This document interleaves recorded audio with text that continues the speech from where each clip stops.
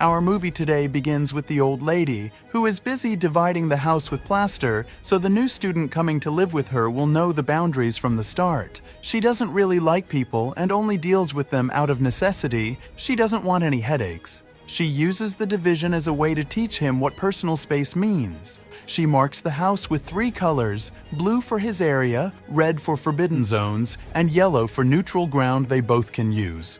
Of course, crossing these boundaries is absolutely not allowed. When the student arrives, he's completely confused. Why is everything split in half, even the fridge and stove? Still, he takes it in stride and doesn't intend to cause any trouble. That is, until he finds out he's not allowed to use the bathroom at home and must rely on public restrooms. He reluctantly agrees, since he has nowhere else to go. He's part of a program that pairs university students with senior citizens for shared housing, like surrogate grandchildren to keep the elders company. Unfortunately, his luck just put him with the toughest one.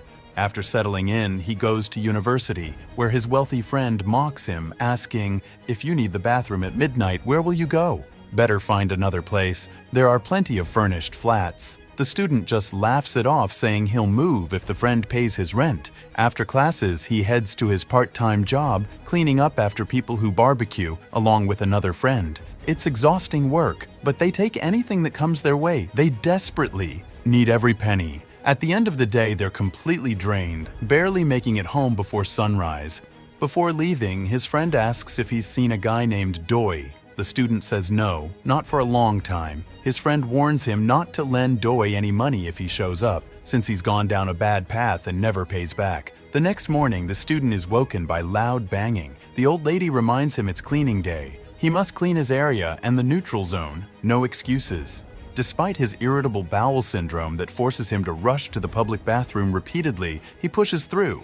After finishing, she softens a bit, letting him join her for breakfast. She asks where he usually eats. He answers, the cafeteria, or sometimes, from the supermarket. She scoffs, telling him that instant noodles will dry up his stomach, and offers to cook him proper homemade meals for $5 a plate, with the first one free. What he doesn't know is that she doesn't buy food at all. The local association gives free meals to seniors daily, which she collects for herself and her friend, then repackages to sell him at $5 each. She also frequents free clinics to grab medicines she never uses, her motto being, "If it's free, take it." We leave that aside and follow the student, who plans to go to the cinema with his friend since he has no shift. Suddenly, he gets a call from a woman who needs someone to watch her dog while she travels. Being kind-hearted and unable to refuse anyone, he agrees, even though pets aren't allowed in the old lady's house. She doesn't tolerate humans, let alone a dog. Still, he takes the animal without thinking of the consequences. He spends the whole day with the dog on the streets, imagining he'll sneak it inside unnoticed. But the dog barks non-stop, alerting the whole building. He has no choice but to show it to the old lady, who slams the door in his face. Undeterred, he begs, explaining it's only for 3 days. The owner's mother is sick and dying after an accident. She scolds him harshly, saying he's burdening himself with everyone else's problems and will live miserably that way. But in the end, she relents, agreeing to keep the dog, though not out of kindness. She charges him, reminding him nothing is free in her world. The student is thrilled and showers her with gratitude. The next day, he buys food for the dog, cares for it more attentively than its owner, and entrusts it to the old lady before heading to class. She barely tolerates them, locking herself in her room while leaving the dog in the living room, only coming out when it whines from hunger.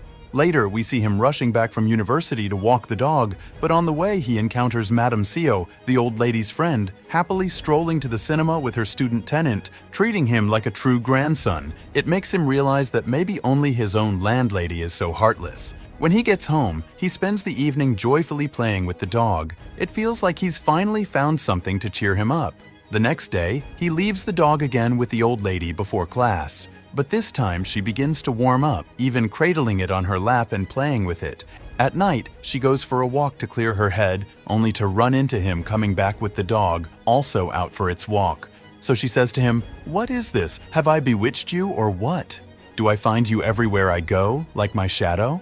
Anyway, after the 3 days pass, Han takes the dog back to its owner. Strangely, she's moved because she had gotten used to it, but she puts on a tough face, telling him she was sick of both the dog and him.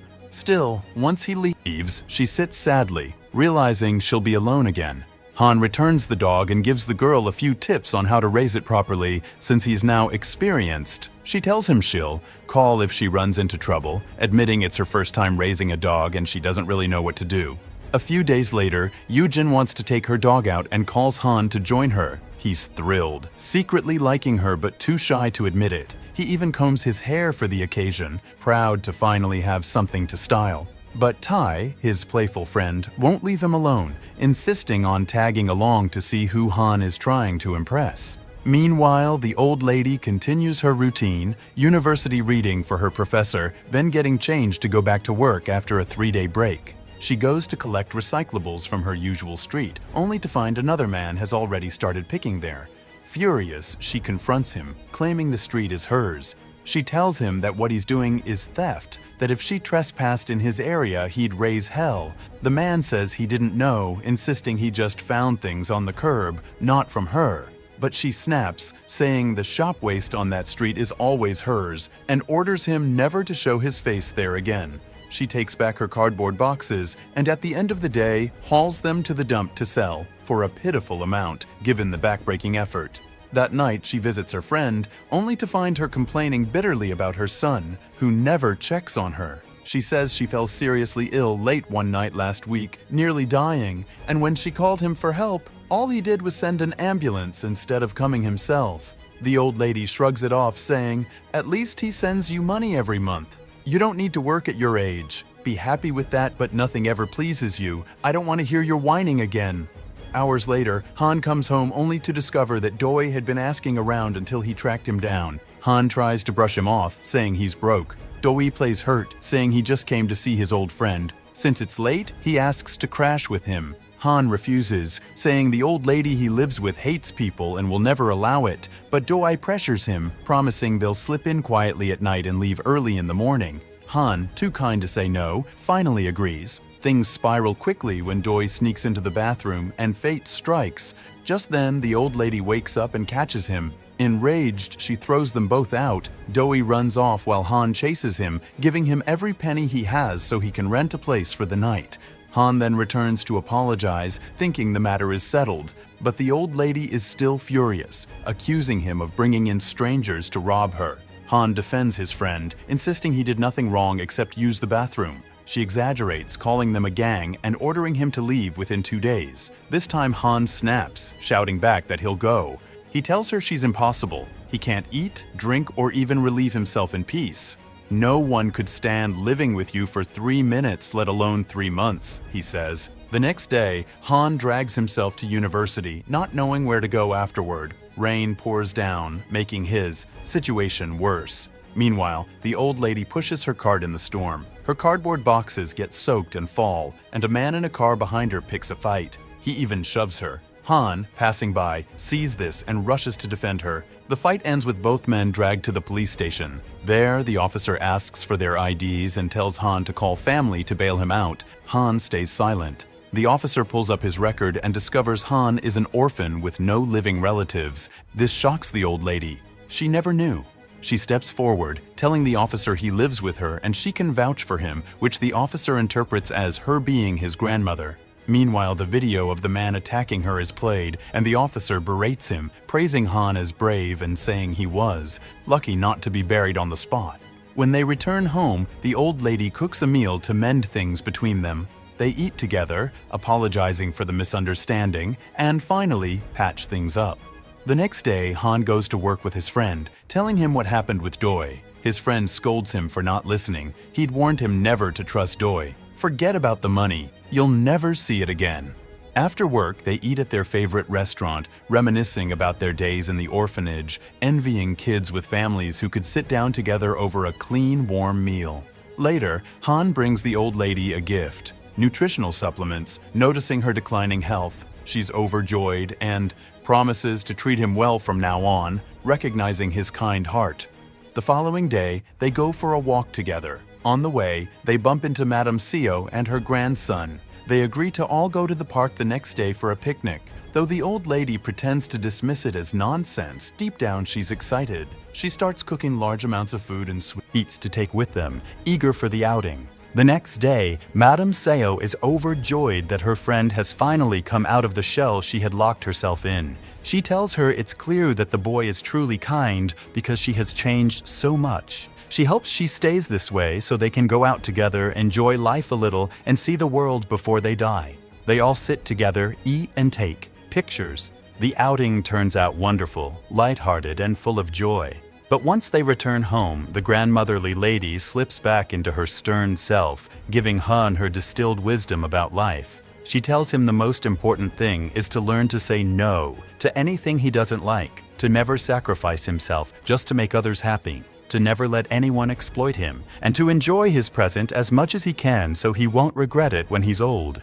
When Han begins applying her advice, he feels his life improve drastically. He even has more free time to do things that truly benefit him. One day, Doi shows up again, asking for more money. This time, Han refuses and angrily tells him to pay back what he already owes before asking for anything else. He lashes out, calling him shameless. Meanwhile, the old lady, who hides her savings in a metal box in her closet, visits Madame Seo and finds her sitting alone, flipping through old photos of her children, feeling lonely. She brings her food to cheer her up. Later that night, when she returns home, she finds Han leaving her room. Alarmed, she demands to know what he was doing there. He says he was cleaning and tidied her room as well. She rushes inside to check her metal box and finds it missing. Panicked, she searches Han's room and discovers the box in his drawer empty. Both are stunned. Han swears he never saw it before, but she doesn't believe him and throws him out. As he sits outside in shock, Doi suddenly bolts away upon seeing him. Suspicious, Han chases him, tackles him, and forces the truth out. Doi confesses that he took the money because he was desperate. He had scammed people at the market and was about to be jailed. Han drags him back to the old lady's home, where Doi returns the money and apologizes. Han also apologizes for all the trouble caused. Then he leaves with his friend. Later, in a bar, Doi reminisces about when they were kicked out of the orphanage after finishing high school at 20 years old. He thought the $500 given to him then was enough, not realizing it would vanish on rent for a rooftop room, leaving him homeless. He tells Han he played it smart by going to university. Since people always admire the model student, Han admits he did it to feel loved, something he never had as an orphan. He hoped bullying would stop at university, but it didn't. Every time his classmates spoke of their families, he had no answer, and it reminded him he was still an orphan. Drunk and emotional, he even tells his friends about his orphanage upbringing. To his relief, they don't pity him. They tell him it's no shame and admire him for working hard to support himself. While with them, Han gets a call that Madame Seo has passed away. He rushes to her funeral, where he finds the old lady, devastated. The next day, Seo's children ransack her apartment, looking for valuables and bitter that she never gave them her money while alive. Finding nothing, they tell the Queeners to burn everything.